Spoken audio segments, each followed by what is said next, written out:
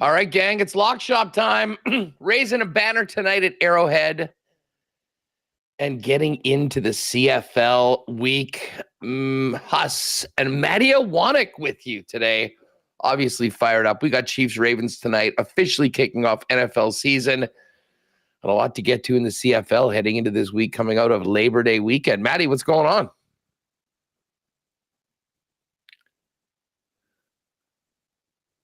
Sorry, we didn't have the my mic turned on there for the music and all that. I'm good, Huss. I am good. It's going to be the Labor Day rematch weekend for the two West teams, or the two West games, I should say. And I'm nervous, though. I'm nervous. I think you're a little more comfortable and confident going into tonight. I do have my skepticism, but Ravens flock, baby. Fly, baby, fly. Bring on Lamar Jackson. You got the shirt. I got the Ravens. Because of this today, I got a Ravens hat, I got a Ravens shirt, and I got my Ravens shorts on. I don't know if we could see. Wow. There's the bird. The shorts, too. There we go. I like it. I need to make sure you didn't top me today. How are you? I mean, obviously, it's great to have your team in this game, for the Ravens to get a chance to get one back on the Chiefs after getting knocked out in the playoffs last year. Although I was just listening, I think for the Ravens, their rematch to them is going to be in the playoffs, hopefully for them. But they don't care about regular season against the Chiefs, like in the sense of getting their revenge. Yeah, no, exactly. That's going to be it will pale in comparison to a playoff win. Ravens perspective, though, how are you feeling about the season overall? Off-season additions like Derrick Henry. And is there any area that, you're kind of in a wait-and-see mode until they get out there tonight? Yeah, it's this is why I'm concerned about the season, is because the area of concern is the offensive line. Lost some players. I don't think they did a good enough job in replacing those players. There was a moment, I remember just one report from training camp. It was how Lamar Jackson was having to scramble all over the place, and it wasn't by design in a scrimmage with in practice. It was because the O-line just couldn't protect him. And that is the concern. So I'm very worried about this season. It doesn't start off with an easy opponent. It is as tough as it's going to get, having to go to Arrowhead. And I don't think that's going to, that offensive line, I have to wait and see. It's going to take me a couple weeks. If the offensive line could protect Lamar Jackson for the first 2 weeks, open up the holes for Derrick Henry, because I do love the addition of Derrick Henry, then things are great. And I'm going to feel really good that they'll be there in the playoffs. They'll be a top team in the AFC once again. And it's going to be difficult to have to deal with the Baltimore Ravens. But if that O-line doesn't show up through these first few weeks, then it's going to be, oh boy, this is going to be a rough season. Lamar could only do so much with his legs. You can only expect him to scramble so much. You do need to protect. So I'm a wait and see when it comes to the offensive line, which is so important. Well, exactly. And I was going to get there. I mean, 3 new bodies of the 5 that'll be taking the field tonight. I mean, that could take a little time to gel. And listen, as great as Derrick Henry is, if Chris Jones is wrecking your line on every play, it's going to be tough to establish the run. But I do think we'll see more than we saw in the playoff game. Ravens fans still scarred by the stat 6 carries. 6 carries by running backs in the playoff game between these two clubs. And I guarantee when they get to January, if they play again, we're going to see a hell of a lot more than 6 carries from Derrick Henry, assuming that he is in the game. What about the absence of Mike Macdonald going to Seattle, take over head coaching there? Yeah, look, the Ravens, they've lost a lot of coordinators over the years. They always find a way to seemingly replace those coordinators. So I'm not worried about that, actually. I'm not did I want him to leave the Ravens after, I think it was just 1 year as the coordinator? No. But John Harbaugh seems to find guys that want to work with him, that want to work for him, and that do great jobs. So I look at the defense. They've got some really good players there. And so I'm not worried about losing the coordinator, because I think, actually, I don't even know how they fully replaced him. I've been a little off on that. I'd have to look whether the defensive coordinator came from, I'm just trying to see if I could find Zachary Orr. Yeah, he's been with the Ravens in the past. Last year he was with this Ravens team, so they've promoted from within. So that to me is, I'm not that worried about, it's someone that knows the system. And the Ravens, that's where they do a great job. They've historically found ways to often promote from within, promote that positional coach higher, and it seems to work out. So I'm not as worried about that one. To me, I as long as the O-line can do its job, as long as the O-line could be there, the Ravens are going to be a top team once again. They're going to be a team to fear. They're going to have a good defense, and Lamar Jackson's going to do what he needs to do. It's just that O-line. It starts and ends there when it comes to the Ravens for 2024. And how are you feeling about your Chiefs? Where are you at with the Chiefs? I'm feeling great. I mean, we're raising a banner tonight, going up against one of the many teams that, unfortunately for them, met the Chiefs in the playoffs, and most importantly, beginning the quest for NFL history, the three-peat. It has never been done, and which is wild. It really is. I mean, when you think of all the multiple Super Bowl winning teams, the fact that it hasn't been done 3 times, and I'd say it's probably harder now in the salary cap era than it would have been, in previous eras.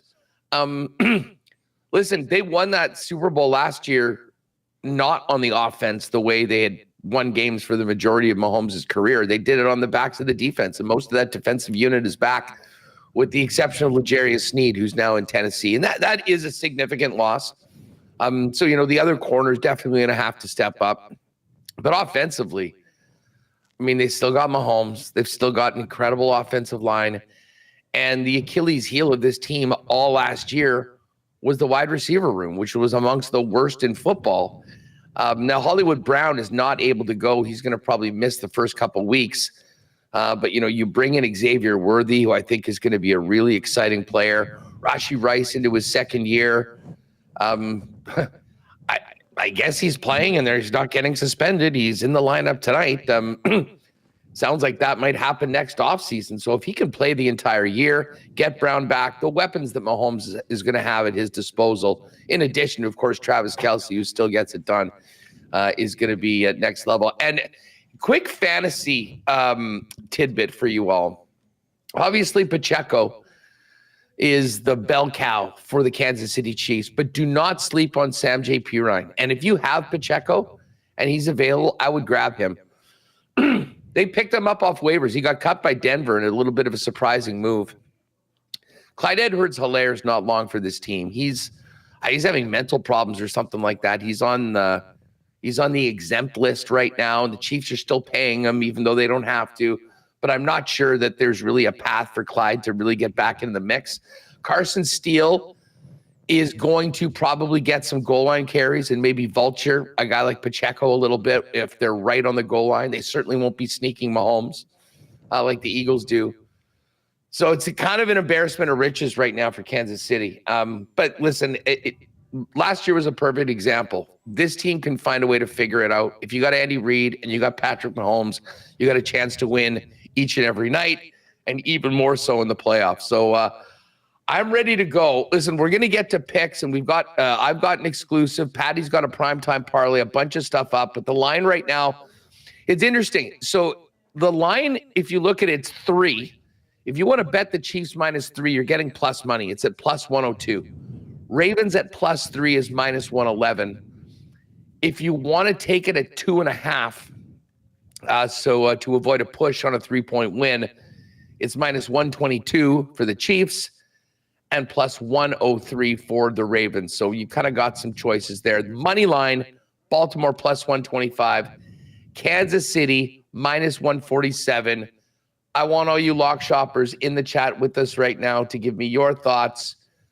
3-point spread. Let's just assume 3 is a push. I think the line's already moved a bit on you, because I'm seeing plus 131 for the Ravens, minus 143 for the Chiefs. Let me refresh.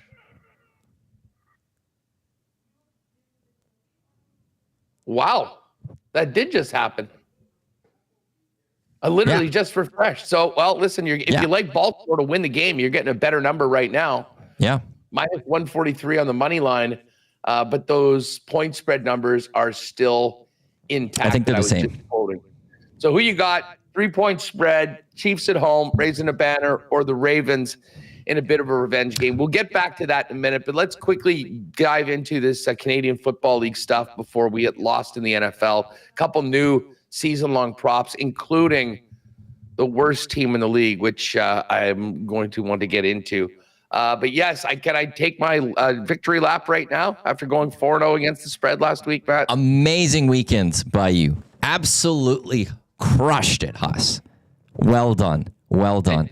And we were playing it, and because Dusty was thinking Riders, so we went with the under in that game. Unfortunately, that blew up the parlay, but I did parlay BC, Winnipeg, and Edmonton on the spread, and BC, Edmonton, and Winnipeg straight up on the money line. So I'm in a good spot going in. I got to put a nice little chunk on the Chiefs to win the Super Bowl, a couple other futures, and we are locked and loaded for this week. Let's dive right into it. Wow, interesting. We do have a little line movement right now. Actually, we have line movement in 3 of the games from yesterday. So if you missed yesterday's program or WST when we went through these lines, they're all very close. But Montreal was a 3-point favorite yesterday against BC. And then the Bombers were 2.5-point favorites, and the Elks were 2.5-point favorites. Well, Montreal is now down to 2.5. And again, that move from 3 to 2.5 is a significant movement. I mean, they stay on it if they can. And now we've got the Riders as 3-point dogs, Bombers 3-point favorites in Winnipeg in the Banjo Bowl, and the Elks 3-point favorites to Calgary. Ottawa still 1.5-point favorites to Toronto. I'll be honest, Matt, I was surprised that both Winnipeg and Edmonton were shorter than 3-point favorites coming out, considering the way they won their games on the road and the fact that they were coming back. Can't say I'm surprised it's gone to 3. I thought it might actually end up being 3.5 for both of those teams, who should have the 3-point home advantage. And I think you would say would be the slightest of favorites, if not more. I could make a case that the Elks should be 4.5 or 5-point favorites, to be perfectly honest. I certainly do think, though, that Winnipeg, Saskatchewan will be tight. Thoughts on just quickly, what did you think about the Labor Day Classic for Winnipeg and Saskatchewan, and the fact that the Bombers are 3-point faves right now in this game? Yeah, that was, man. The Saskatchewan Roughriders just find ways to lose football games right now. They're the Elks from the earlier in this season. They just can't get it done, and they make the nice little comeback. They get there. They have a chance to tie it with the 2-point conversion. Can't get it done. They get the onside kick. And they can't get into legit field goal range. They get it to where it's a 60-yard field goal from Brett Lawther and can't get it done. But as for the Bombers, they are showing that, to me, that they're back. This is a team that is legit. This is a team that has clawed its way from the bottom and is now at the top of the West. And they're the team to beat in the West once again, because I'm still not sold. BC got their win against Ottawa, but I'm not ready to say that they're fully back yet. And this Bombers, and the fact that Zach Collaros also was healthy. He's back at least. He was in practice yesterday. He was QB1. It seems like he's ready to go for the rematch here. That is a good football team once again. And I think when I look at a -3, I get it. I get why it won't go a lot more, because these two teams do play tough usually in back-to-back, whenever they play on this series in the Labor Days. I think we will probably see it maybe get to 3.5 as we get closer to Saturday. But I think the line is where it should be. But that was an absolute classic. That was an amazing football game, start to finish. I was here at the office getting some things done, and I was just watching it while I was doing work. And it was hard to get work done because just how good that was. And I couldn't imagine what it was like being there for yourself. Dude, like the entire weekend, honestly, it is what the CFL is all about. I mean, this game takes over Regina. Everyone is wearing blue or green. The bars are packed. The atmosphere outside the stadium 3 hours before the game was incredible. And then inside was just, man, it was so much fun. And the game absolutely delivered. It truly was a classic. And then, of course, the Elks. I mean, Elks look great. But just quickly, I need your thoughts before we get our picks. MBT, he almost went for 500 yards in that game. Mm-hmm. I tell you what, the Elks are in such a great position, I will say this, to make this run, because I have a feeling both guys are going to be needed to be called on if they're going to try to pull themselves out of an 0-7 start and get into the playoffs. Pretty hard to go other way against the same team after a guy that just carved him up for 500 yards. Yeah, no, you're going MBT, but Trey Ford's not starting another game for the Edmonton Elks is my fear right now. Ever. ever. That's where I'm going to go as far as this. Great. He had a great game this past week. This coaching staff will do everything they can to keep MBT as the starting quarterback. They lose this weekend on Saturday. He's still going to start against Winnipeg. They're not going to go to Trey Ford. They should be. This whole season, they should have been using Trey Ford a bit. They're not fans of Trey Ford. And you go back to that Hamilton game, it took them an extra quarter when they should have pulled MBT in the first place to put in Trey Ford. And to me, he's been the catalyst for this. He was that little spark this team needed for the rocket to shoot off. And it's awesome that the Elks won this past game. I'll tell you right now, Farhan has them as contenders for the Grey Cup.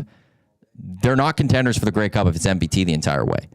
And I don't have faith this coaching staff is at all going to ever go back to Trey Ford or use Trey Ford. And I don't think this is a situation where, like the Oilers in the past, they'd go with Mike Smith, and when he dropped a game, they'd go to Mikko Koskinen for a bit. I don't think they're doing that. This is now, I think it's going to be MBT for a while.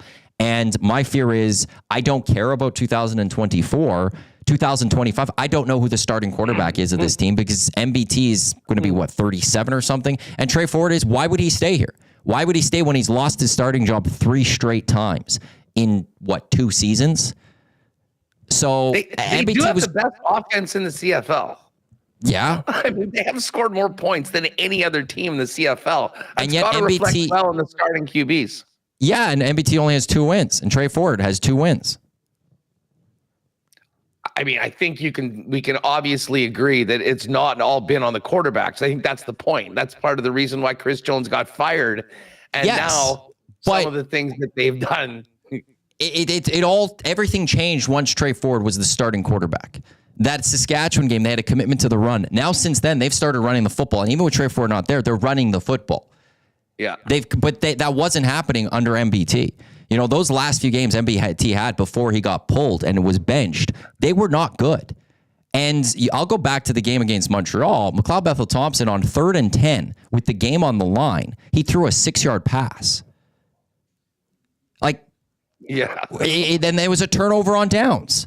He finds ways to lose. And look, he was a top offensive player from the week. He's on the honor list, which, by the way, I need to quickly rant on that honor list because it's stupid. But MBT deserved it, and he's great, and he now deserves the start because, it's how do you pull him? But my fear is that with the coaching staff, they won this battle to have MBT back as their starter, but they're going to lose the war because Trey Ford won't be the starting quarterback of this team long term. Curly Gittens Jr. was the receiver on the honors list this past week. Tevin Jones had 2 touchdowns and over 200 yards. How is Curly Gittens Jr. I'm going to look for the Elks, the top receiver from this past week? Probably a mix-up. Eugene Lewis had over 100 yards and a touchdown. How is Curly Gittens Jr. the top receiver for that honors list? It was obviously just a mix-up.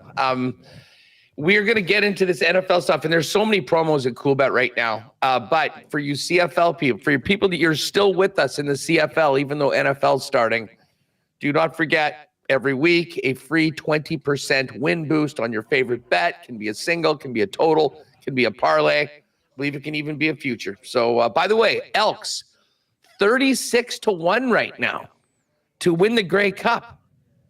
If you, this team is back from the dead. They're back in the mix. Could they be starting an incredible run all the way? It's there for you folks if you do want to jump on it. Bombers are 3rd at 450. Yep. Well, and once Nathan Rourke won a game, like Montreal's plus 215, BC went up to 3-1, and then the minute they won a game and Rourke looked good, it went back down to plus 250. So people are expecting that. Well, let's just get right to it. Let's bang off these CFL games. BC at Montreal. Listen, I was pretty confident BC would get the win in Touchdown Pacific. It was a huge pressure game for Rourke. He came up big. They played really well. Ottawa wasn't great, and they were missing 2 of their top receivers.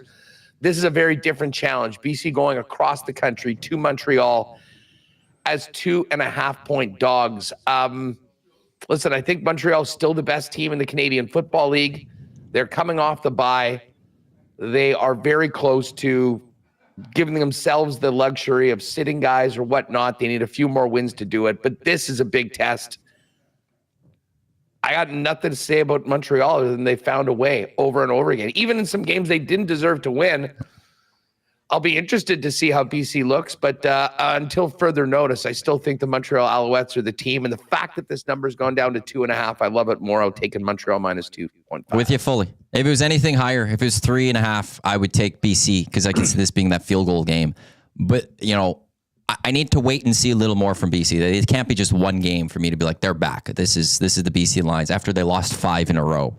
The thing that I just puts me towards Montreal in this is the fact that it is BC having to travel all the way to Montreal. That's always difficult. That's always difficult for the West teams, but especially when the BC Lions, who are coming from that Pacific time zone, to have to go to Montreal, and you're going up against the best team in the Canadian Football League who are coming off of bye.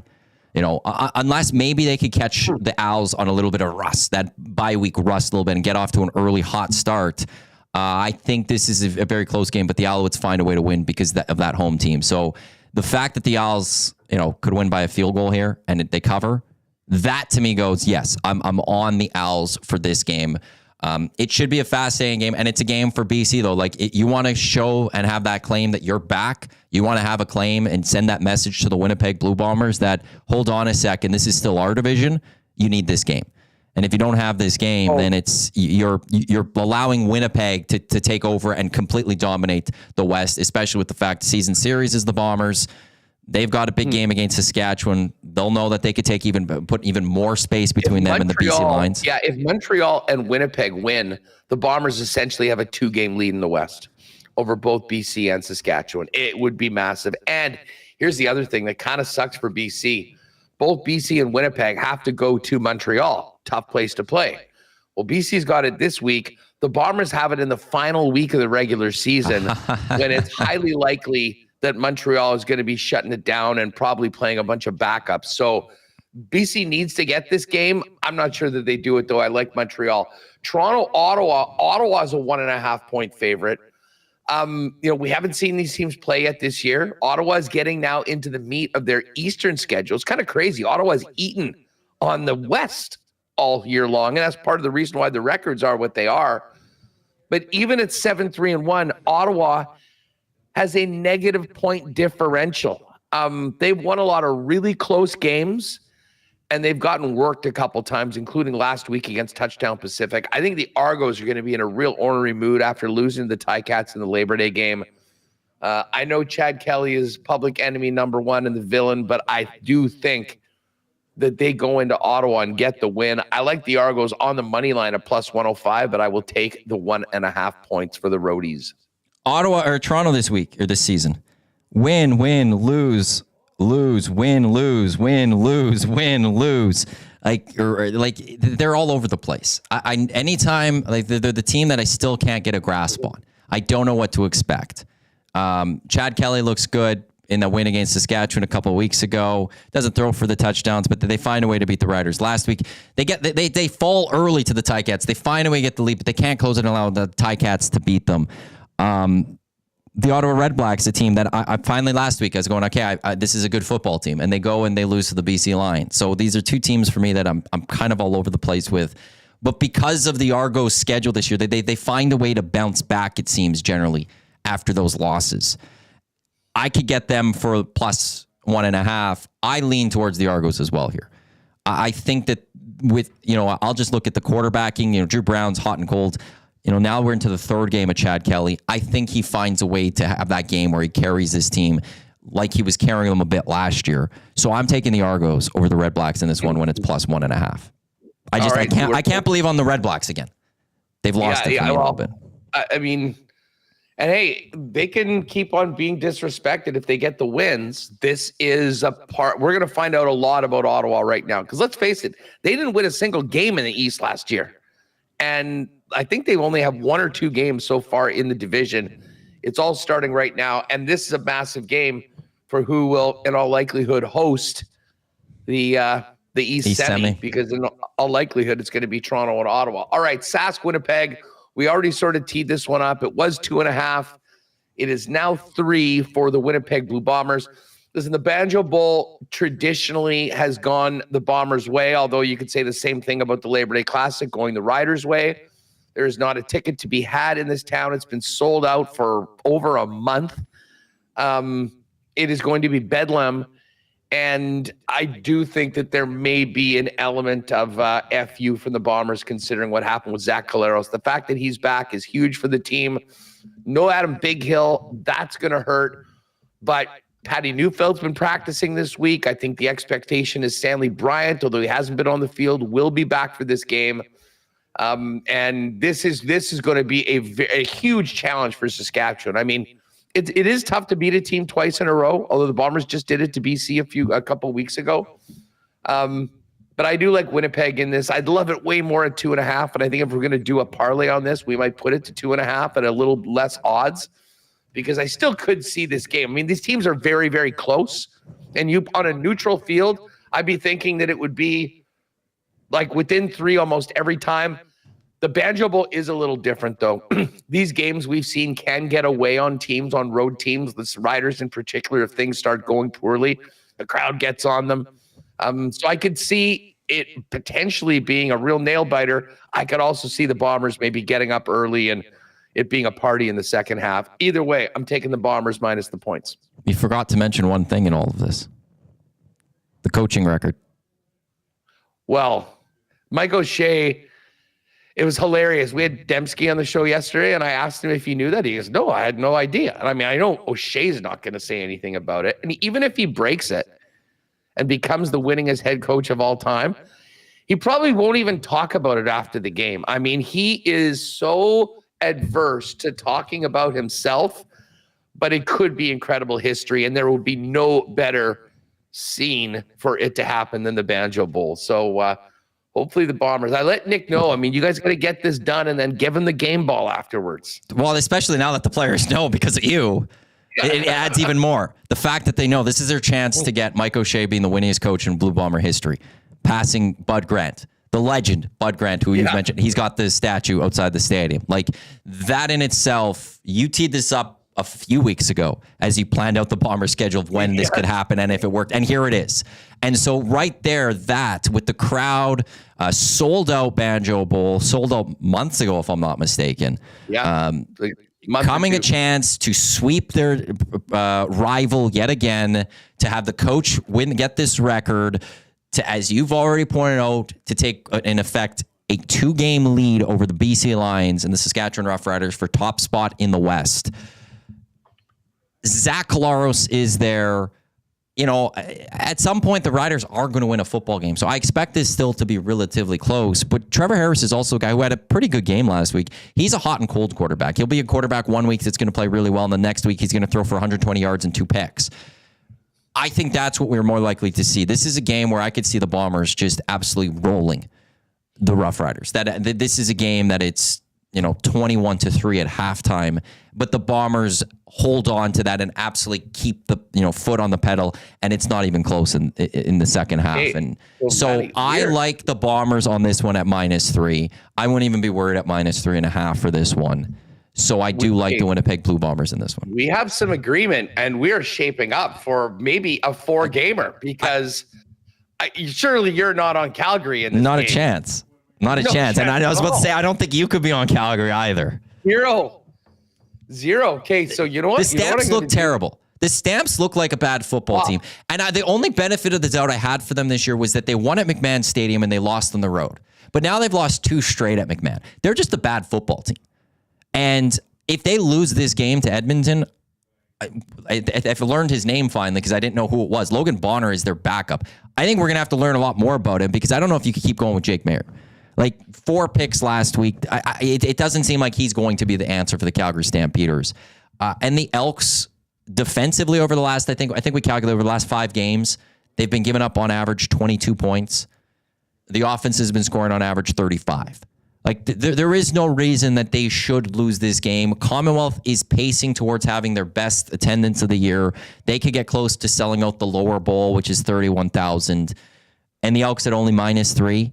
This is a good football team right now, the Edmonton Elks. To me, if over the last few weeks, it goes Montreal, it goes Winnipeg, then it goes Edmonton in terms of how well teams are playing. So -3 Edmonton all day. All right, so it's going to be a 4-gamer. We can't have even numbers. So because we're doing 4, we'll take Montreal -2.5, Toronto plus 1.5. Winnipeg minus 2.5. Edmonton minus 2.5. So all right, our at minus threes, it's plus 1258. So I would think that's got to be what? Plus 7? Oh, it'll Plus be more 8 than higher? that. Like the drop off, like put it this way, we're basically going from minus 105 to probably minus 122 or so on the Okay. on the 2.5. But to be honest, I think usually the boost will make up for those extra half points. So I think it'll for sure be double. It's probably in and around 12-1. Well, I put in just because it's minus 115 for the under in Saskatchewan, Winnipeg, and it's minus 10 for the over under for Calgary Stamps, just to try to make it. Well, that doesn't change much there, but that in itself is plus 1200. So yeah, it should be like plus 11, and then with the boost around that plus 1200. Ooh, that's a big one. Well, and here it's a huge one, and I mean, if you wanted to do it, obviously the exclusives are different. But if you want to go in and like if you just take the Bombers at 3, Elks at 3, Argos plus 1.5, BC. Excuse me, sorry, I meant Montreal.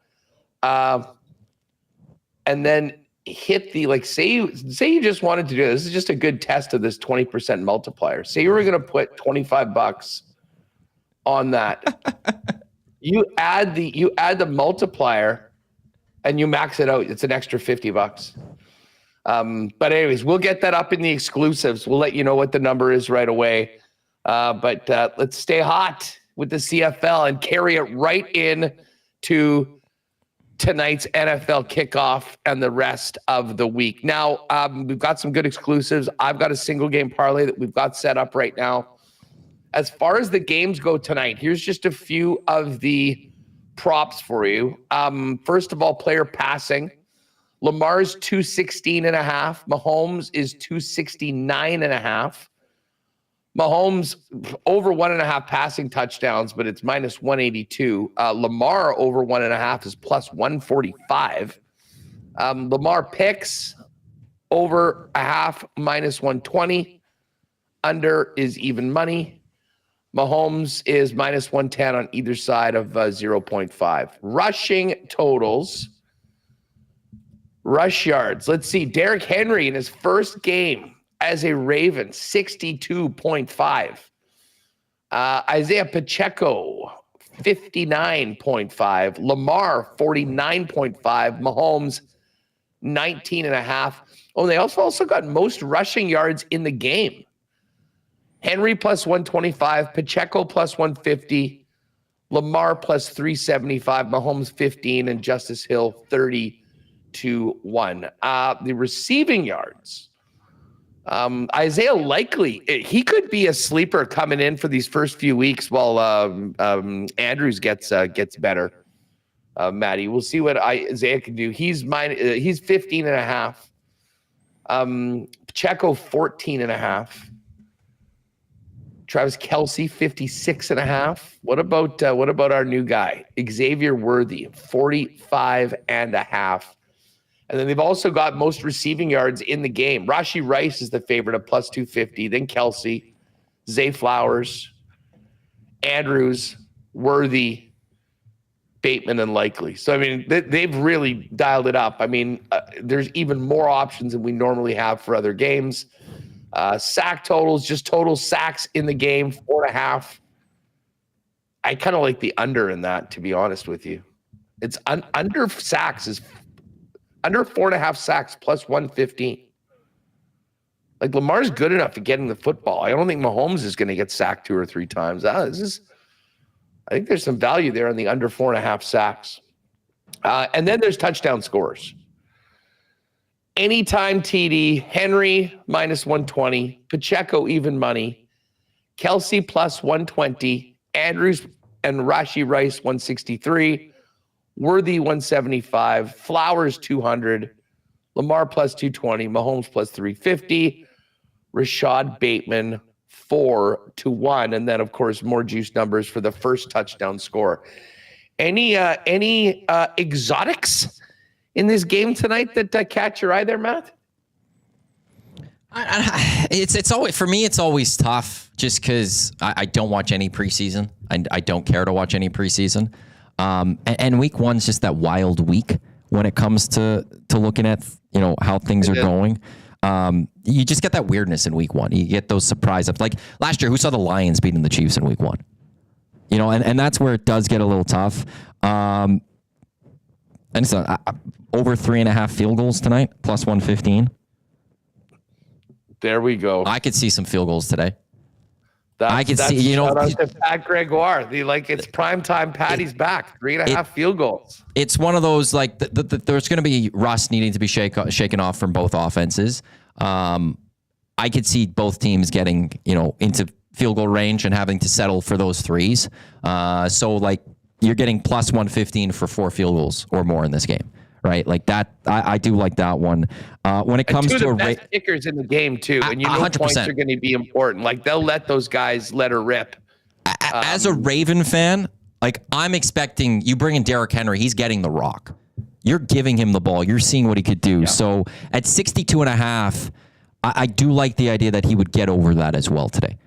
I would understand that, and as you're trying to make sure, Lamar not really playing in preseasons, you've got this O-line question marks. I could see them trying to really establish that run with Derrick Henry and give him the ball and see things get going. And he's a good running back, so for him to get over 62.5, those are two things I would look at for tonight. Well, especially if they can establish that run and get it going, that's going to help that offensive line. I will say, I don't know if you've seen this news quickly though.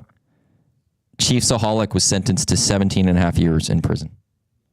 It was Chiefs 17 and a half? Yeah, he got 17.5 years. Because he was asking for 10. The Crown or the prosecutors were asking for 20. I thought for sure he was going to get 15. 17.5. 17.5. So the Chiefs, they're going to be doing it for Chiefs-aholic maybe tonight. You know what? I tweeted this out, but I was really sad. I thought that maybe they could just push this to Friday. Let him put the costume on one more time, bang the drum at Arrowhead tonight, and then go spend the next 2 decades in the clink. I'm not making light of bank robbery. I'm looking forward, though, to the Netflix movie on this, and they are making that. But, yes, Chiefs-aholic.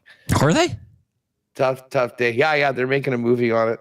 Outstanding. It was crazy, man. The guy would just all of a sudden he's everyone's social media. He's at all the games and he's at the road games. Interesting. And he's robbing banks on the way to road games to pay for the trips. I mean, listen, I remember when that story. The dedication you want from your fans. Yeah, that is dedication. I remember when that story came out, and Dave Jamieson and I had our show at the old place, and we were going through the story on there, reading it, and we were just having a great time with just the details of it because it was so absurd.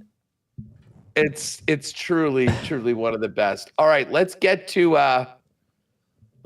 these specials right now, and we'll go to the cards first. There is one for you Lamar guys, Lamarvelous. Lamar to score a touchdown, and Lamar over 1.5 passing touchdowns. That's got a nice boost from 684 up to plus 787. Dusty does have the Dusty's Dogs, which is up right now. It's plus 3.5 for Green Bay, Indy, and Dallas. You can check that up. That's up to 428. We do have, and I'll be jumping on this one. This is the little Dusty Huss money line combo. Chiefs and Lions. Lions taking on the Rams on Sunday night. And then there's still a couple of the futures that we put up from the last little bit that you're going to want to get in before the games kick off. Now, as far as the exclusives, there's an EST parlay. This is a wild one. Kelsey touchdown, Lamar touchdown, Xavier Worthy, all to score, plus 1550. That's a big one. I'm going to ride with that one. And that was from the morning show yesterday, I believe, where Dusty, Joaquin Gage, and YouTube Trev all picked a player, and it got put into one. And I think there's a max bet on that one of like $25. I think I heard Dusty mention that today. That often is when. And now I've put together the Raise the Banner parlay for tonight. We have the Chiefs minus 2.5. Xavier Worthy to score a touchdown in his NFL debut. And Isaiah Pacheco, 10 or more receiving yards. Nice little boost up to plus 575. So that is there in the ride with Huss. Now, I am not seeing this right now. Canada specials. Maybe it's under here. Which one are you looking for? I'm looking for Patty with primetime Patty with the field goals. I have not seen this. Oh, well, Thursday night snooze fest. Under 47.5 and over 3.5 field goals is plus 285. There's a nice Mahomes one. Mahomes 2 passing TDs over the passing number plus 270 and Chiefs to cover plus 280. Henry and Worthy both to score touchdowns plus 450. Barn burner, both teams to score 25 or more. That would be a lot of fun to watch and cheer for. And then Jake's with these names. Karma is the guy on the Chiefs. Travis Kelce, 6+ receptions, and anytime touchdown, and Chiefs to win. You know what? That is such a great name. I think I'm going to have to tail that one just because. In the nasty chat, Pat Gregoire is saying one of us to me for the field goals. Jake did say that Patty's primetime parlay, it's in the combos. And he's got anytime TD scorer Henry, Pacheco receptions over 2.5, and total field goals over 3.5 at plus 710. So that's in the combos. Why am I not seeing this? On me, it's the second one. I'm gonna have to. So there's the game of the day, and then there's Lock Shop 3. Yeah, we're back. Okay, here we go. So as you mentioned, Henry to score, Pacheco over 2.5 receptions, which I do love, and over 3.5 field goals. I really like that one. And another one, the Kingdom Come. Kelce receptions over 5.5. Lamar to throw a pick. Mahomes over 1.5 passing touchdowns. Ooh, I don't mind that one. And then we get into LaMarvelous. So these other ones are just laid up. And again, the one that I put together is in the exclusives Lock Shop Partner Parlay. Raise the banner. Pacheco 10+ receiving yards. Xavier Worthy anytime TD. Chiefs minus 2.5. One other thing I just realized, and if you've been playing Major League Baseball the last little while, you know that you could make the $30 wager or a combination up to $30 or over and get the free $15 bet. That's back for NFL. So when you are making it's the death taxes in football, all you want to do is you tick free football bet before confirming your wager. And then come Monday, I believe Monday, maybe it's Tuesday, probably Monday though, you'll get the free $15 bet. So if you're doing it, no brainer, click that and you'll get maybe a free little prop for you on Monday night. So it's all there. Of course, if you have not played with Coolbet, what the heck are you waiting for? Use the promo code LOCKSHOP on your first deposit, 100% bonus, up to $200. And for those of you that have been playing at Coolbet for a long time, they do have a reload bonus up to $50. Go into the promotions, click it. You're going to want to use the code NFLRL24, and any deposit one time up to $50 will be matched with another $50. So maybe you're going to put 50 on the game and you can get a free 50 to maybe throw in your favorite team to win the Super Bowl or something like that. But it is all there waiting for us. We will put up the 4-gamer for the Canadian Football League, which I love. That'll get up in the exclusives as well coming up. And then tomorrow we're back at it, Dusty and I, with our first best bet episode of the year. I don't think Dusty's here tomorrow. Coming in. I'm not sure. I didn't catch. I guess he's away today. He's on the morning show tomorrow. I'm trying to remember. Or is he here all day tomorrow? I'll have to double check. I'll let you know. He's doing Lock Shop. He's doing Lock Shop. Oh, then he's here all day tomorrow. Yeah. But I was just wondering if he made a pick on this game, on the Ravens-Chiefs game tonight. That's a good question. I'll text him. We'll get it in for our records throughout the year. But anyways, Maddie, great stuff as always. It was an awesome Canadian Football League weekend. We've got some great games coming up. Congrats to you again. Thank you. I love the fact we've got a Saturday triple header and then all the NFL. I mean, if you're a football fan, college football, CFL on Saturday, and then the big show comes Sunday. And let's not forget, tomorrow we'll also be talking about another primetime game, Eagles and Packers in Brazil. Yes. And hey, I'll just tease this right now, or you can go and do this yourself on the way out. I was fooling around with the numbers last night, and maybe we'll put this up in the exclusives, but I did take Chiefs minus 2.5 tonight with the Packers plus 3.5. It came out to exactly plus 200. So I am on that right now. If you kind of want to combo these first two primetime games, that's one way to do it. But again, Gridiron, bet and get, just click on that free bet and you'll get $15 come out on Monday. Iwanyk, hey, by the way, just shout out to you guys. And I know you've been very busy getting all the other fellas ready to go. I've been popping on after Winnipeg Sports Talk and checking out Hernan and Gager. Awesome. And good luck to Reed and the glue guy. I've been enjoying what I've seen from that show so far. So you guys continue to expand. It's great to see the content going 12 hours a day right now in Edmonton Sports Talk. Great work for all of you guys. Really appreciate that.